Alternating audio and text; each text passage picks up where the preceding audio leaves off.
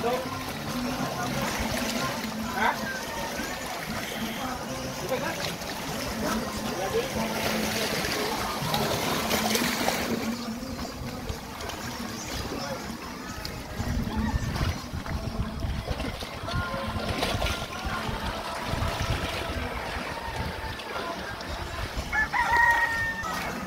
guys, good afternoon. We are here in Francis Cubo, no? While listening the music, while listening Bog, Southern Leyte, way up Superior. Back. And siyempre, ang ating pinakamahal nating kaibigan kasama kapamilya. Ayan, busy po siya sa kanyang tamban o dayang, ang tinatawag dito.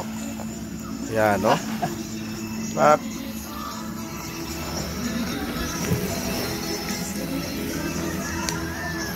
So yan po ating kakainin ngayong tanghali dito lamang sa Francis Beach Resort.